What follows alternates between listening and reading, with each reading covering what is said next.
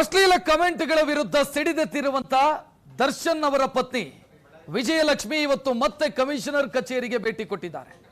ಅವರ ಸೋಷಿಯಲ್ ಮೀಡಿಯಾಗೆ ಪದೇ ಪದೇ ಅಶ್ಲೀಲ ಕಾಮೆಂಟ್ಗಳನ್ನು ಹಾಕಲಾಗ್ತಿದೆ ಅನ್ನೋ ವಿಚಾರಕ್ಕೆ ಸಂಬಂಧಿಸಿದಂತೆ ಈ ಹಿಂದೆಯೂ ಕೂಡ ಅವರು ಕಂಪ್ಲೇಂಟ್ ಅನ್ನು ಕೊಟ್ಟಿದ್ರು. ಈಗ ಮತ್ತೆ ಕಮಿಷನರ್ ಕಚೇರಿಗೆ ಅವರು ಭೇಟಿ ಕೊಟ್ಟಿದ್ದಾರೆ ಅನ್ನೋ ಮಾಹಿತಿ ಲಭ್ಯ ಆಗ್ತಾ ಇದೆ. ಕಮಿಷನರ್ ಅನ್ನ ಭೇಟಿಯಾಗಿದ್ದಾರೆ. ಈ ಕಾಮೆಂಟ್ಗೆ ಸಂಬಂಧಿಸಿದಂತೆ ಅವರು ಕೊಟ್ಟಿರುವಂತ ದೂರಿನ ವಿಚಾರಕ್ಕೆ ಸಂಬಂಧಿಸಿದಂತೆ ಕಮಿಷನರ್ ಜೊತೆಗೆ ಅವರು ಮಾತುಕತೆ ನಡೆಸಿದ್ದಾರೆ.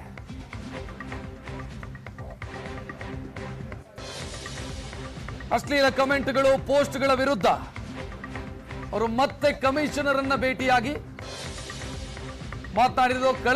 ಕಳೆದ ವಾರ ಅವರು ದೂರನ್ನ ಕೊಟ್ಟಿದ್ರು. ಈಗ ಮತ್ತೆ ಕಮಿಷನರ್ ಅನ್ನ ಭೇಟಿಯಾಗಿದ್ದಾರೆ. ಹಲವು ಸ್ಕ್ರೀನ್ ಶಾಟ್ಗಳೊಂದಿಗೆ ಕಳೆದ ವಾರ ಅವರು ದೂರು ಕೊಟ್ಟಿದ್ದು. ಇವತ್ತು ಮತ್ತೆ ಕಮಿಷನರ್ ಕಚೇರಿಗೆ ಬಂದಿರುವಂತ ದೃಶ್ಯವನ್ನ ನೀವು ನೋಡ್ತಾ ಇದ್ದೀರಿ. ದೂರು ಕೊಟ್ಟ ನಂತರ ಒಂದು ಪೋಸ್ಟ್ ಅನ್ನ ಕೂಡ ಅವರು ಹಾಕೊಂಡಿದ್ರು. ಆ ಪೋಸ್ಟ್ ನಟನೊಬ್ಬನ ಅಭಿಮಾನಿಗಳ ಗುರಿಯಾಗಿರಿಸಿ ಪೋಸ್ಟ್ ಹಾಕಲಾಗಿತ್ತು ಅನ್ನೋದರ ಬಗ್ಗೆಯೂ ಕೂಡ ಚರ್ಚೆಯಾಗಿತ್ತು. ಈಗ ಮತ್ತೆ ಅವರು ಕಮಿಷನರ್ ಅನ್ನ ಭೇಟಿಯಾಗಿದ್ದಾರೆ. ಕಮಿಷನರ್ ಕಚೇರಿಗೆ ವಿಜಯಲಕ್ಷ್ಮಿ ಅವರು ಬಂದಿರುವಂತಹ ದೃಶ್ಯವನ್ನು ನೋಡ್ತಾ ಇದ್ದೀವಿ.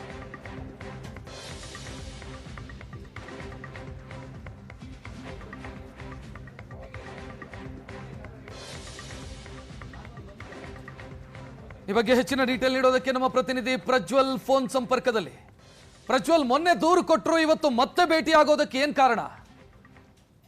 ರಕ್ಷತ್, ದರ್ಶನ್ ಅವರ ಪತ್ನಿ ವಿಜಯಲಕ್ಷ್ಮಿ ಅವರಿಗೆ ಅಶ್ಲೀಲವಾಗಿ ಕಾಮೆಂಟ್ ಅನ್ನ ಮಾಡ್ತಾ ಇದ್ದಂತಹ ವಿಚಾರಕ್ಕೆ ಸಂಬಂಧಪಟ್ಟಂತೆ ಅವರು ಸಿಸಿಬಿ ಸೈಬರ್ ಕ್ರೈಮ್ ಪೊಲೀಸ್ ಠಾಣೆಯಲ್ಲಿ ಪ್ರಕರಣವೊಂದನ್ನು ದಾಖಲಿಸಿರ್ತಾರೆ. ಆ ಒಂದು ಪ್ರಕರಣಕ್ಕೆ ಸಂಬಂಧಪಟ್ಟಂತೆ ಈಗಾಗಲೇ ಸಿಸಿಬಿ ಪೊಲೀಸರು ತನಿಖೆಯನ್ನು ಕೂಡ ನಡೆಸ್ತಾ ಇರುವಂತದ್ದು. ಆ ಒಂದು ತನಿಖೆ ಯಾವ ರೀತಿಯಲ್ಲಿ ಸಾಗ್ತಾ ಇದೆ, ಹಾಗೆ ಯಾಕೆ ಇನ್ನೂ ಕೂಡ ಯಾರನ್ನು ಬಂಧಿಸುವಂತಹ ಕೆಲಸವನ್ನ ಮಾಡಲಿಲ್ಲ ಅನ್ನುವಂತ ಒಂದು ಪ್ರಶ್ನೆಯನ್ನ ಕೇಳೋಕ್ಕೋಸ್ಕರವಾಗಿ ಅವರೀಗ ಕಮಿಷನರ್ ಕಚೇರಿಗೆ ಭೇಟಿಯನ್ನು ಕೊಟ್ಟಿದ್ದಾರೆ ಅನ್ನುವಂತ ಒಂದು ಮಾಹಿತಿ ಏನಿದೆ ಅದೀಗ ಲಭ್ಯವಾಗ್ತಾ ಇರುವಂತದ್ದು. ಆ ಒಂದು ವಿಚಾರಕ್ಕೆ ಸಂಬಂಧಪಟ್ಟಂತೆ ಈಗಾಗಲೇ ಪೊಲೀಸ್ ಕಮಿಷನರ್ ಶ್ರೀಮಂತ್ ಕುಮಾರ್ ಸಿಂಗ್ ಅವರನ್ನ ಈಗಾಗಲೇ ಅವರು ಭೇಟಿಯಾಗಿದ್ದಾರೆ. ಅವರೊಂದಿಗೆ ಮಾತುಕತೆಯನ್ನು ಕೂಡ ನಡೆಸ್ತಾ ಇದ್ದಾರೆ. ಸಿಸಿಬಿ ಡಿಸಿಪಿ ಕಾಸಿಂ ಅವರು ಕೂಡ ಈಗಾಗಲೇ ಕಮಿಷನರ್ ಅವರ ಕೊಠಡಿಗೆ ಹೋಗಿರುವಂತದ್ದು. ಅವರೊಂದಿಗೂ ಕೂಡ ಚರ್ಚೆಯನ್ನ ಮಾಡಲಾಗ್ತಾ ಇದೆ. ಅಂದ್ರೆ ಪ್ರಕರಣಕ್ಕೆ ಸಂಬಂಧಪಟ್ಟಂತೆ ಯಾವ ರೀತಿಯಲ್ಲಿ ಬೆಳವಣಿಗೆಗಳಾಗಿದೆ, ಯಾರ್ಯಾರನ್ನ ಬಂಧಿಸುವಂತ ಕೆಲಸವನ್ನ ಮಾಡಿದ್ರೆ ಅಥವಾ ಏನ್ ಆಗಿದೆ ಅನ್ನೋದ್ರ ಬಗ್ಗೆ ಅವರು ಹೇಳಲಿಕ್ಕೆ ಬಂದಿದ್ದಾರೆ ಅನ್ನುವಂಥದ್ದೇ ಅದು ಗೊತ್ತಾಗ್ತಾ ಇರುವಂತದ್ದು.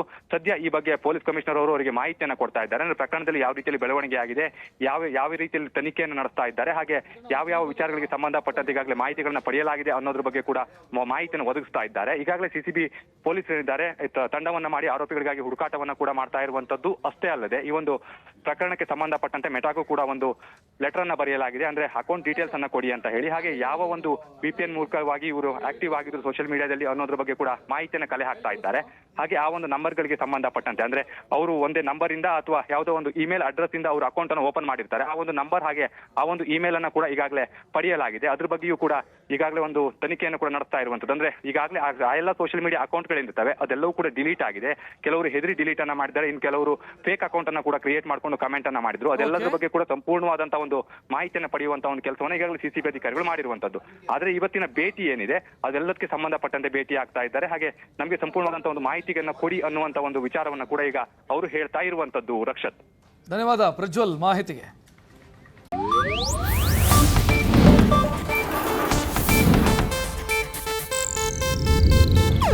ಇದು ಏಷ್ಯಾನೆಟ್ ನ್ಯೂಸ್ ನೆಟ್ವರ್ಕ್ ಪ್ರಸ್ತುತಿ.